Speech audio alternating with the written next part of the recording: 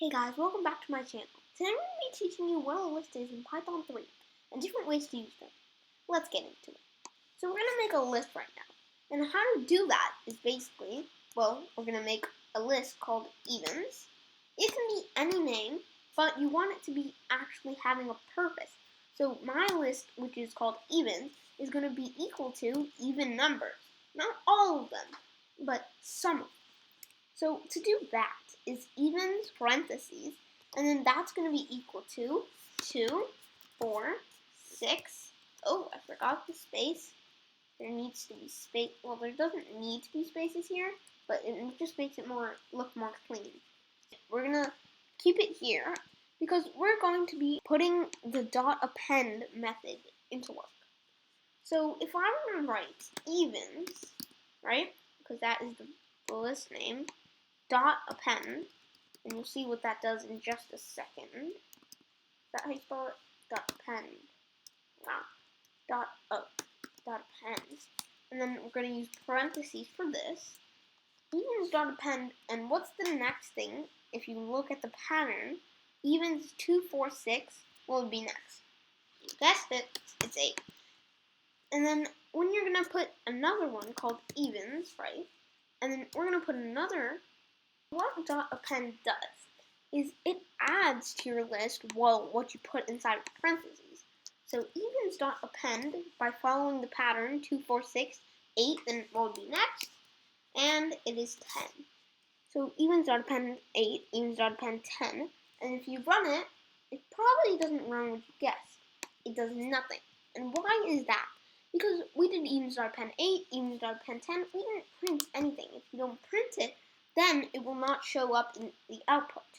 So we're going to print, right, parentheses, evens, okay, and then we run it, and then 2, 4, 6, which is evens, and then we .append 8 and 10, so as you can see, it actually put it at the end of the list, so now, as you see the pattern, 2, 4, 6, 8, 10.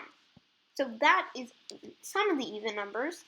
But 8 and 10, 2, 4, 6, that is 3 of them, and we appended 8 and 10, which added it to the back of the list. Now let me show you another example. If I were to say another list called odds, which is the opposite of even, and then we're going to set it equal to, well, as you probably guessed, it's going to be the odd numbers, which is 1, 3, 5, 7, and we'll stop there because we're going to .append for the next two. So we're going to do odds .append, right? And then in parentheses from append, what is it going to be? Well, if we're looking at the pattern, 1, 3, 5, 7, next comes 9, and then odds .append, it's going to be 11, right? So run this code, it only prints evens code. And why is that? As you see here, it did not print. We haven't printed it yet. So print, right? And then odds. Oh, spelled that wrong. Again. And then if I were to run it now, as you see, this from the evens code ran perfectly. And this from the odds code, 1, 3, 5, 7, okay? 9, 11. So it worked. Another thing you could do is, well, you can add these. So if I said print, right, parentheses, odds, I keep spelling that wrong, odds plus even, is it even or, yeah, evens. If I ran it, what would output? Run 1, 3, 5, 7, 9, 11, 2, 4, 6, 8, 10, which right here is the odd numbers, and right here is the even numbers. And it put it all into one list. But if I want it to be even numbers first, well, this is how you do it. You do evens plus odds, because the order actually matters when you're adding them. So it was odd numbers first, then even numbers. But now if I run it, it's even numbers, and then just number 4, or just number 6, or just number 8, or just number 10. What you're going to do is print, bang, bang, okay. print evens number 0, number 2, right? Wait, why did that put that first? Oh yeah, I get it. And then if I were to say number 1, it should output number 4 right here.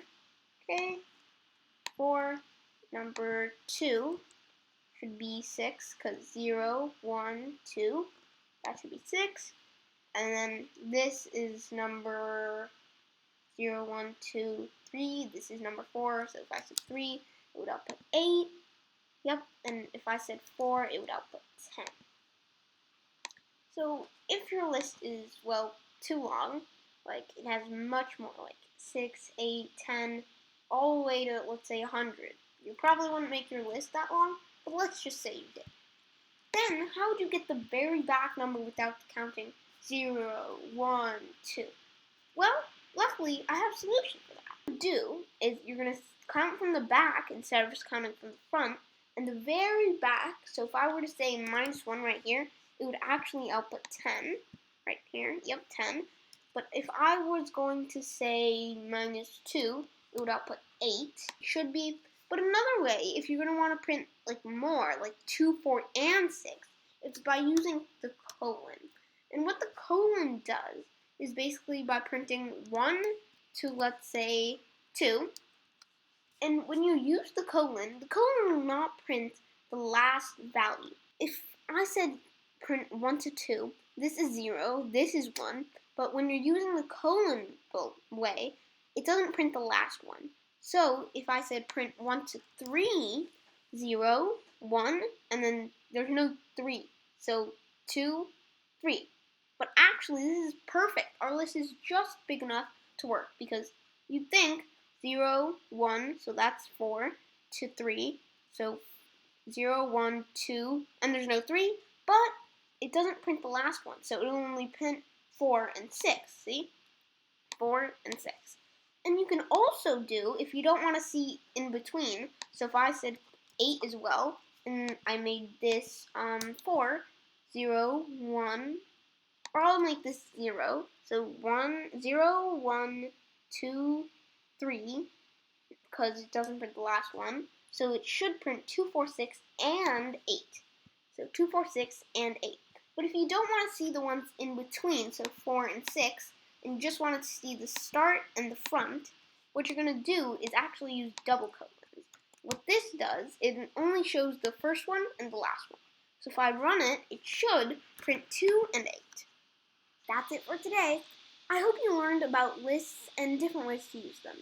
Make sure to smash that like button and subscribe if you haven't already, and I will see you in the next video.